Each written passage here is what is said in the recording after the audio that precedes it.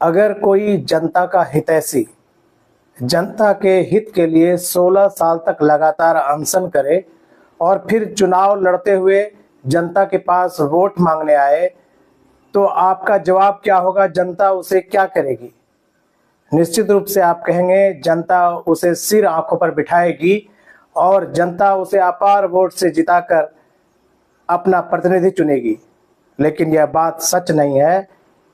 जनता के द्वारा ऐसे लोगों के साथ, ईमानदार लोगों के साथ जो हो रहा है, उससे अब लगने लगा है कि कहीं सच्चे और ईमानदार लोग राजनीति से दूर तो नहीं होते जा रहे हैं। मैं रुपेश सिंह आप सबको प्रणाम और नमस्कार करता हूं। बात इरोम शर्मिला चारू की है। इरोम मणिपुर की एक सामाजिक महिला कार्यकर्ता थी, जिसने 28 वर्ष की उम्र में वहां के काले कानून के द्वारा, वहां के तत्कालीन पुलिस वाले द्वारा 10 लोगों के नरसंहार के विरोध में, उस कानून के विरोध में लगातार 16 साल तक अनशन किया। उसने खाना पानी लेना पूरी तरह बंद कर दिया, माँ से बात करना बंद किया, बाल में कंघी करना बंद किया और उसने निर्णय लिया था कि यह काला कानून जो आम जनता के मौत का कारण बन रहा है, उसे वह वहां से हटवाकर ही दम लेगी। 16 साल तक सरकार ने बहुत प्रयास किया, न्यायालय का निर्णय आया और नाक में पाइप लगाकर उस महिला को लगातार खाना देकर उसकी जान बचाई गई। लेकिन 2016 में जब उसने अनशन तोड़ा और चुनाव में, विधानसभा में चुनाव लड़कर जनता के बीच वोट मांगने गई, तो उसके पास कोई संसाधन नहीं था। वो 28 साल की युवती तब 16 साल व्यतीत करने के बाद अधेड़ उम्र की महिला हो चुकी थी और वह साइकिल से प्रचार करते हुए लोगों के बीच गई, इस उम्मीद के साथ कि वह जनता का प्रतिनिधि बनकर जब सरकार के नुमाइंदे के रूप में चाहेगी तो कानून को, उस कानून को जिसके लिए वह अनशन कर रही है, उसे हटाकर दम लेगी। लेकिन आप सच मानिए कि जनता ने उसे केवल 85 वोट दिया। आइए इरोम शर्मिला चारू को देखते हैं कि उन्होंने उसके बाद क्या किया। इस घटना के बाद वह पूरी तरह टूट गई और उसने मणिपुर छोड़कर दिल्ली में अपनी शरण ले ली।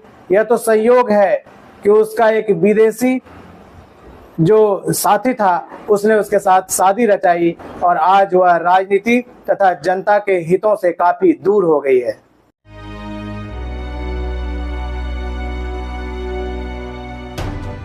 आज यानी 14 मार्च को दुनिया की सबसे लंबी भूख हड़ताल करने वाली आयरन लेडी इरोम चानू शर्मिला का जन्मदिन है। इरोम चानू शर्मिला मणिपुर में सेना को मिले सशस्त्र बल विशेषाधिकार अधिनियम यानी कि आफ्स्पा के खिलाफ 16 सालों तक भूख हड़ताल के लिए जानी जाती हैं। साल 2000 में इरोम चानू शर्मिला ने अपना अनशन शुरू किया था, जो कि 16 साल बाद साल 2016 में जाकर के खत्म हुआ। माना जाता है कि इरोम शर्मिला के लिए साल 2000 की 2 नवंबर की तारीख उनके लाइफ के लिए टर्निंग पॉइंट थी। दरअसल इसी दिन असम राइफल्स के जवानों ने इम्फाल के पास एक गांव में गांव वालों की हत्या कर दी थी। इस घटना ने इरोम शर्मिला को अंदर तक झकझोर दिया। इस घटना के 3 दिन बाद ही वो सैन्य बलों को मिले विशेषाधिकार यानी कि सशस्त्र बल विशेषाधिकार अधिनियम आफ्स्पा के खिलाफ अनशन पर बैठ गई। इरोम चानू शर्मिला के बारे में आपको और बताएं, आइए उससे पहले जान लेते हैं कि आखिर ये आफ्स्पा कानून है क्या और ये कानून किन कारणों से लागू किया जाता है। आजादी के बाद नागालैंड समेत देश के पूर्वोत्तर इलाके में उग्रवाद तेजी से पनप रहा था। उग्रवाद से निपटने के लिए सेना की जरूरत महसूस हुई। उग्रवाद के खिलाफ इस कार्रवाई में सेना की मदद के लिए 11 सितंबर 1958 को केंद्र सरकार ने आफ्स्पा कानून पारित किया। साल 1972 में इसमें कुछ संशोधन भी किए गए। इस कानून के तहत केंद्र या राज्य सरकार के पास किसी भी भारतीय क्षेत्र को डिस्टर्ब घोषित करने का अधिकार होता है। आफ्स्पा कानून की धारा 3 के तहत अगर केंद्र सरकार की नजर में कोई क्षेत्र डिस्टर्ब है तो इस पर वहां की राज्य सरकार की भी सहमति होनी चाहिए कि वो क्षेत्र डिस्टर्ब है या नहीं। लेकिन राज्य सरकारें केवल सुझाव दे सकती हैं। उनके सुझाव को मानने या ना मानने की शक्ति भी राज्यपाल अथवा केंद्र के पास होती है। आइए अब ये जानते हैं कि आफ्स्पा लागू होने पर सेना को कौन कौन से अधिकार मिल जाते हैं। जब कोई क्षेत्र डिस्टर्ब घोषित किया जाता है तो वहां पर सशस्त्र बलों के अधिकारियों को इस कानून की धारा 4 के मुताबिक कई शक्तियां मिल जाती हैं। जैसे कि इसमें पहली शक्ति ये होती है कि आफ्स्पा कानून सेना को अधिकार देती है कि वो किसी भी व्यक्ति को बिना वारंट के ही गिरफ्तार कर सकते हैं। गिरफ्तारी के दौरान वे किसी भी तरह की शक्ति का इस्तेमाल कर सकते हैं। सुरक्षा बल का अधिकारी महज शक के आधार पर भी किसी जगह की तलाशी ले सकता है और अगर उसे कोई खतरा नजर आता है तो उस जगह को नष्ट भी करवा सकता है। इसके अलावा किसी वाहन को रोककर गैर कानूनी ढंग से हथियार ले जाने का संदेह होने पर उसकी तलाशी ली जा सकती है। अगर कोई व्यक्ति कानून तोड़ता है तो उसे सीधे गोली भी मारी जा सकती है और इस दौरान उस व्यक्ति की मौत होने पर उसकी जवाबदेही गोली चलाने या ऐसा आदेश देने वाले किसी अधिकारी पर नहीं होगी। साथ ही यदि किसी व्यक्ति को गिरफ्तार किया जाता है तो उसको जल्द ही निकटतम पुलिस स्टेशन में पेश करना होता है, साथ ही कारण भी बताना होता है। इसी कानून के खिलाफ इरोम शर्मिला ने भूख हड़ताल करते हुए अपने 16 साल गुजार दिए थे। इरोम शर्मिला ने जब भूख हड़ताल शुरू की तो पुलिस ने उनके खिलाफ आत्महत्या की कोशिश का मामला दर्ज किया। अदालत ने उन्हें पुलिस हिरासत में रखने का आदेश दिया। इस दौरान उन्हें जिंदा रखने के लिए जबरन नाक से एक पाइप के जरिए लिक्विड दिया जाता था। इरोम शर्मिला के नाम सबसे लंबी भूख हड़ताल और सबसे ज्यादा बार जेल जाने का भी रिकॉर्ड बना।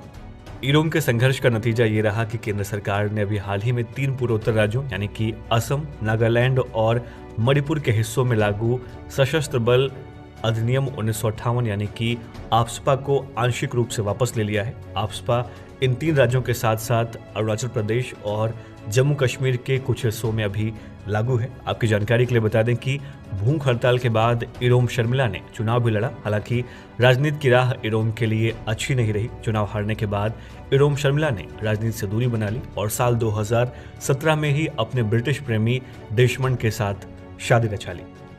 इरोम चानू शर्मिला के जन्मदिन के मौके पर आप उनके संघर्ष को किस तरीके से? इरोम शर्मिला चारू ही नहीं, इसके अलावे हम बात कर रहे हैं टीएन शेषन की। अगर आज भी लोगों से यह पूछा जाए कि वर्तमान मुख्य चुनाव आयुक्त का नाम क्या है तो लोग शायद ना बता पाए, लेकिन टीएन शेषन का नाम सभी लोग बता सकते हैं। ऐसा इसलिए कि उन्होंने ऐसे ऐसे कार्य किए कि जनता चुनाव आयोग का मतलब टीएन शेषन ही जानती है। टीएन शेषन ने पहली बार मतदाता पहचान पत्र को इंट्रोड्यूस किया।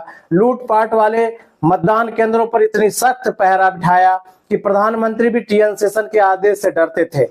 टीएन शेषन ने एक इंटरव्यू में कहा था कि वे नाश्ते में नेता खाते हैं। इसका मतलब ये था कि उन्होंने आम आदमी, गरीब आदमी को वो ताकत दी थी कि वह मतदान केंद्र पर जाकर वोट डालने लगा था और उसने वोट की शक्ति को पहचान कर लोकतंत्र में अपने जनप्रतिनिधि को चुनने के लिए हिम्मत दिखाई थी। ये टीएन शेषन थे। अब उस टीएन शेषन की बात करें तो उन्होंने 1990 से 1996 तक मुख्य चुनाव आयुक्त का पद संभाला और इस दौरान जो कुछ भी उन्होंने किया शायद फिर चुनाव आयोग में कभी नहीं हो पाया। 1997 में चुनाव आयुक्त के रूप में रिटायरमेंट के बाद उन्होंने राष्ट्रपति का चुनाव लड़ा। राष्ट्रपति के चुनाव में उन्हें जीत मिलनी चाहिए थी, क्योंकि आज भी जन जन के मन में टीएन शेषन मुख्य चुनाव आयुक्त के रूप में जिंदा है। लेकिन टीएन शेषन राष्ट्रपति का चुनाव केआर नारायणन से हार गए, क्योंकि सभी नेताओं ने मिलकर टीएन शेषन को राष्ट्रपति बनाना उचित नहीं समझा, क्योंकि ऐसे सख्त और बदलाव वाले फैसले करने वाले राष्ट्रपति को चुनकर कोई भी खतरा मोल नहीं लेना चाहता था। टीएन शेषन ने राष्ट्रपति के चुनाव में हार के बाद भी हिम्मत नहीं हारी। उन्होंने लोकसभा का चुनाव लड़ा और लालकृष्ण आडवाणी से भी वो चुनाव हार गए और बाद में चेन्नई में अपने परिवार के साथ रहते हुए वे इस संसार को अलविदा कह गए। लेकिन टीएन शेषन चुनाव आयोग के रूप में हर चुनाव में हर आम आदमी के बीच जिंदा है। सुप्रीम कोर्ट को क्यों याद आए टीएन शेषन? देश के पूर्व chief election commissioner TN Seshan की सुप्रीम कोर्ट ने क्यों की सराहना? आज से दशकों पहले देश की ब्यूरोक्रेसी में एक ऐसा अधिकारी हुआ करता था जिसके फैसलों से नेता कांपा करते थे। उनके लिए एक कहावत बड़ी मशहूर हो गई थी कि टीएन शेषन नाश्ते में नेता खाते हैं। दशकों के बाद देश के सर्वोच्च न्यायालय ने अचानक उनका जिक्र किया और उनकी सराहना करते हुए कहा कि ऐसे चीफ इलेक्शन कमिश्नर देश को कभी कभार ही मिलते हैं। सुप्रीम कोर्ट की इस टिप्पणी और ऐसी सराहना में बहुत दम है। ये देश के ऐसे चीफ इलेक्शन कमिश्नर रहे जिनका कार्यकाल बड़े सुधारों के लिए याद किया जाता है। टीएन शेषन वो व्यक्तित्व थे जिन्होंने अपने कार्यकाल में खुद को देश की जनता का मुख्य चुनाव आयुक्त बना दिया था और शायद पहली बार देश ने ऐसा महसूस किया था कि संविधान में चुनाव आयोग पूरी तरह से एक स्वतंत्र निकाय है जिस पर सरकार का कोई जोर नहीं चल सकता। चलिए वन इंडिया हिंदी के दर्शकों को आज हम बताते हैं कि टीएन शेषन ने अपने कार्यकाल में ऐसे कौन से चुनाव सुधार किए थे जिसकी सराहना देश के सर्वोच्च न्यायालय ने अब की है। दिवंगत टीएन शेषन या तिरुनेल्वेली नारायण अय्यर शेषन भारत के पूर्व मुख्य चुनाव आयुक्त थे। देश के 10वें चीफ इलेक्शन कमिश्नर के तौर पर उनकी नियुक्ति 12 दिसंबर 1990 को हुई थी और उनका कार्यकाल 11 दिसंबर 1996 यानी पूरे 5 साल के लिए था। उनका जन्म 15 दिसंबर 1932 को केरल के पलक्कड़ जिले के कालकाडू में हुआ था।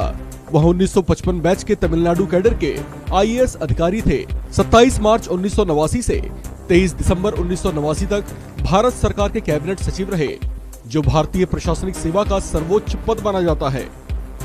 भारत में अब तक जितने भी मुख्य चुनाव आयुक्त रहे हैं, उनमें टीएन शेषन एकमात्र ऐसे थे जिनके आने के बाद से चुनाव आयोग के काम करने का पूरा ढर्रा ही बदल गया था।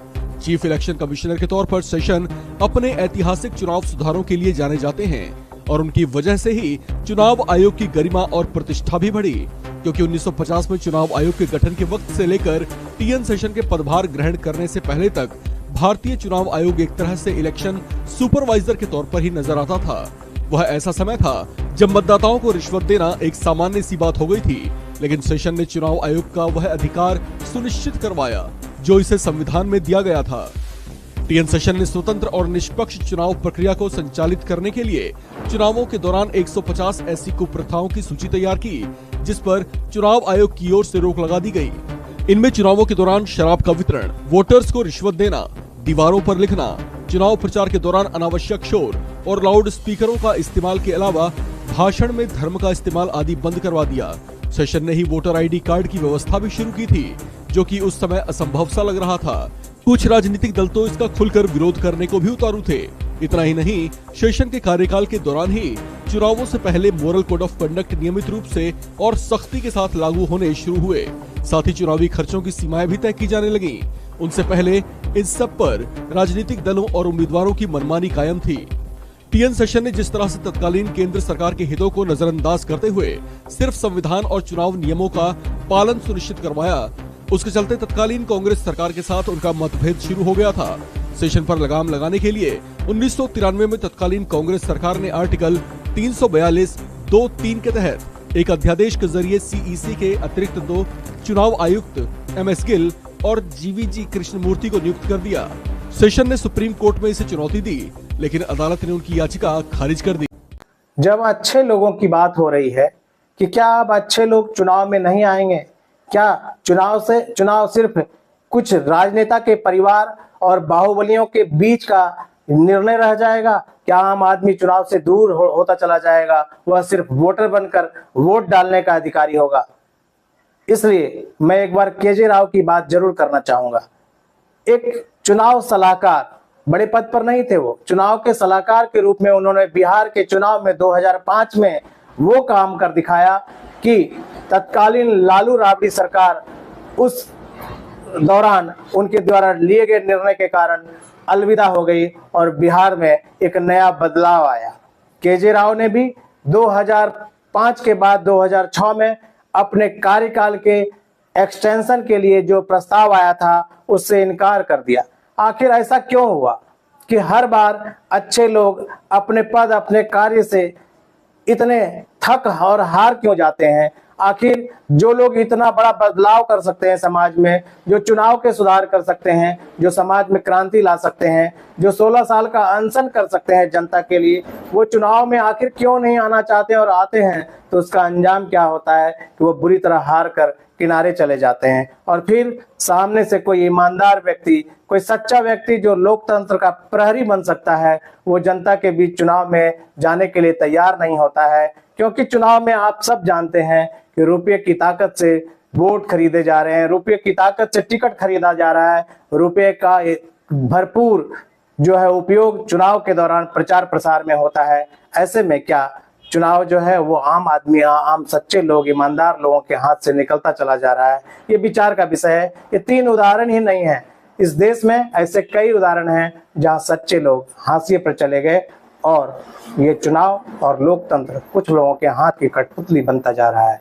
धन्यवाद, प्रणाम।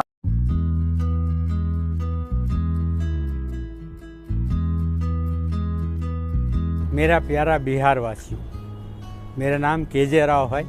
आपको पता है चुनाव आने वाला है, आप अपना वोट को मत बेचिएगा। अगर आप अपना वोट किसी उम्मीदवार को नहीं डालना चाहता है, क्योंकि कोई भी उम्मीदवार पसंद ना हो आपको, आप नोटा बटन ज़रूर दबाइएगा। आप अपनी वोट को दागी चाबी वाले उम्मीदवार को कभी भी मत डालिएगा। सच्चे को चुनिए, अच्छे को चुनिए। मेरा वोट मेरा बिहार, मेरा बिहार मेरा देश।